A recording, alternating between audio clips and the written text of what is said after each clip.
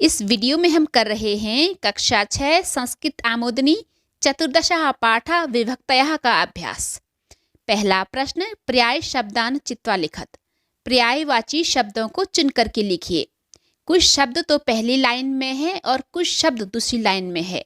हम दोनों लाइनों में से उन शब्दों को एक दूसरे के सामने लिखना है जो कि एक दूसरे के पर्यायवाची हैं।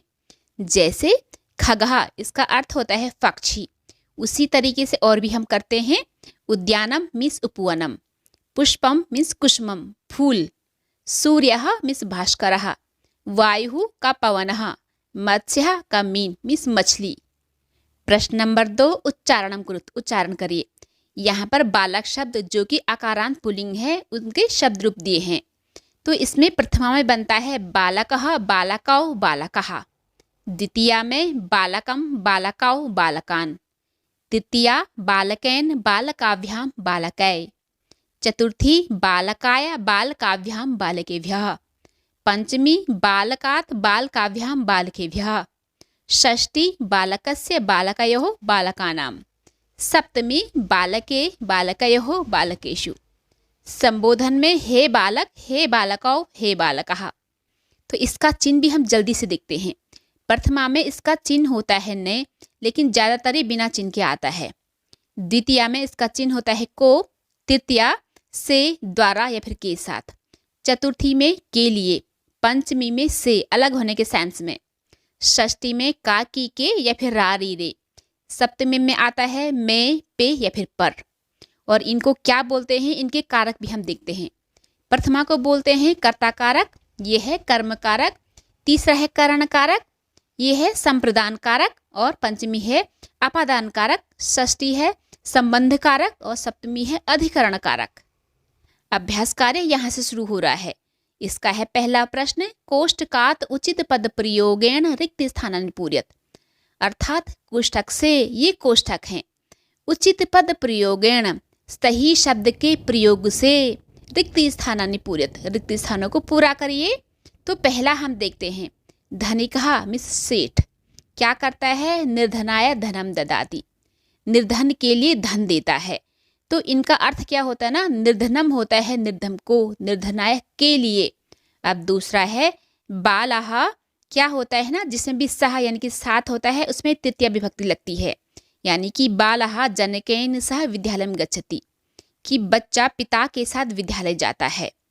अब है तीसरा कि माता कूपात जलम आनयति, कि माता कुएं से जल लाती है। अलग होने के सेंस में अपादान, यानी कि जो पंचमी विभक्ति होती ना जिसका चिन्ह से होता है, कूपात, ता से पता लग रहा है कि ये उसकी पहचान है। अब है चौथा नरेशः आपणात वस्तूनि क्रीणाति, क्रीणाति होता है खरीदता है, आपणात बाजार से, वस्तूनि वस्तुओं को। तो इसमें भी पंचमी विभक्ति लगेगी, यानी कि अलग होने के सेंस में, इसलिए आपणात आएगा यहाँ पर। अब है इसमें पांचवा कि जनाः उद्यानेषु भ्रमरन्ति, कि लोग बगीचों में भ्रमण करते हैं। में आया है, अर्थात में, पेपर, ये सप्तमी विभक्ति मीन्स अधिकरण वाला जो कारक होता है ना उसमें यूज होता है, इसलिए यहाँ पर उद्यानेषु आएगा। अब है प्रश्न नंबर 2, प्रश्नानाम उत्तराणि लिखत। प्रश्नों के उत्तर लिखिए। पहला है क, बालकाः कैन क्रीडन्ति, अर्थात बच्चे किसके द्वारा खेलते हैं या फिर किससे खेलते हैं।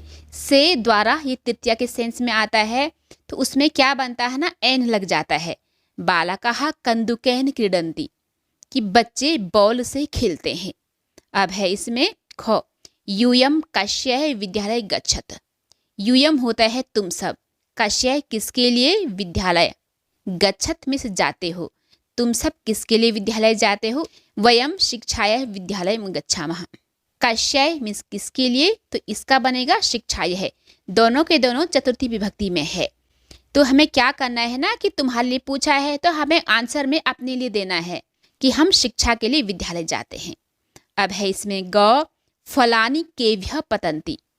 केभ्यः होता है किससे, कि फल किससे गिरते हैं, किससे, ये अलग होने के सेंस में है, यानी कि अपादान पांचवा वाला कारक। तो इसमें क्या आता है केभ्यः, तो वो आएगा वृक्षेभ्यः। फलानि वृक्षेभ्यः पतन्ति, कि फल पेड़ों से गिरते हैं। अब है इसमें घ, प्रातः कस्य प्रकाशः भवति, कि सुबह किसका प्रकाश होता है, सूर्य का, तो कश्य ये भी षष्ठी विभक्ति में है, तो इसमें आएगा सूर्यस्य। ध्यान देना दोनों में श ऐड हुआ है। प्रातः सूर्यस्य प्रकाशो भवति, कि सुबह सूर्य का प्रकाश होता है। अब है गौ, जनाः कुत्र विचरन्ति, कि लोग कहाँ विचरण करते हैं, उद्याने। कुत्र की जगह हम लिखेंगे उद्याने।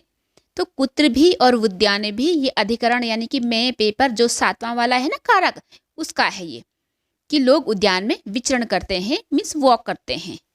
अब है प्रश्न नंबर 3, कोष्ठकेषु दत्तेषु शब्देषु उचितां विभक्तिं प्रयुज्य वाक्यानि पूरयत।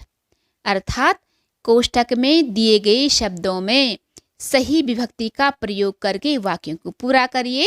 इन कोष्ठक में जो शब्द दिए हैं ना, सेंटेंस के अकॉर्डिंग कौन सी विभक्ति वहाँ पर फिट बैठेगी वो हमें यूज करना है। पहला है कि त्वम दुग्धम पिबसि, तुम दूध पीती हो। ध्यान देना इसमें कर्ता तो त्वम है, तो कर्ता का जिस पे असर होता है ना वो होता है कर्म। तो दुग्धम, इसलिए यहाँ पर दुग्धम को दुग्धमी आएगा, क्योंकि कर्म में एक वचन में ये क्या होता है कि दुग्धमी बनता है। अब है इसमें ख, कि सुरेशः, क्या करता है सुरेश, मित्राय पुस्तकम यच्छति, कि सुरेश मित्र के लिए पुस्तक देता है, के लिए, तो इसका मतलब ये चतुर्थी का है, तो इसमें आएगा मित्राय।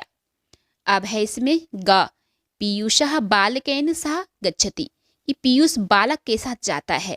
के साथ के द्वारा तृतीय विभक्ति, उसका चिन्ह होता है एन। ये आता है पुल्लिंग और नपुंसकलिंग के एक वचन में एन लगता है। अब है घ, नदी पर्वतात प्रवहति, अर्थात नदी पर्वत से प्रवाहित होती है। ये अलग होने के सेंस में बन रहा है कि पर्वत से, तो इसमें अपादान, क्योंकि एक वचन में है तो अपादान के एक वचन में लगेगा पर्वतात। अब है इसमें गौ, कि राम दशरथस्य पुत्रः, कि राम दशरथ के पुत्र। का की के ये संबंध में लगता है, तो श ऐड होगा इसमें दशरथ, दशरथस्य। अब है च, सरोवरे कच्छपा भ्रमरन्ति, कच्छपा होते हैं कछुए, भ्रमरन्ति भ्रमण करते हैं, सरोवरे तालाब में। ये में यानी कि किस में है, ये में पेपर, ये अधिकरण 7वां वाला जो कारक है उसमें है ये, तो सरोवरे बनता है उसका एक वचन में। अब है प्रश्न नंबर 4, अधोलिखितानां पदानां विभक्तिं वचनंत च लिखत, अर्थात नीचे लिखे गए शब्दों के विभक्ति और वचन लिखिए। तो ये शब्द हैं, हमें ये देखना है कि इन शब्दों में कौन सी विभक्ति लगी है और विभक्ति के साथ कौन सा वचन लगा है।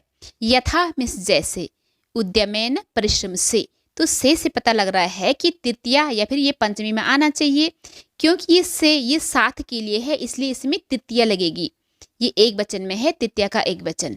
अब है सिंहस्य, शेर का, तो का की तो षष्ठी में लगता है, षष्ठी। श्या से पता लग रहा है कि एक वचन में है। अब है मृगहा, मीन्स बहुत सारे मृग, ये कर्ता को रिप्रेजेंट कर रहा है, इसलिए प्रथमा का बहुवचन है। अब है विद्या, ये भी सिर्फ कर्ता को ही दिखा रहा है, तो ये प्रथमा का एक वचन है।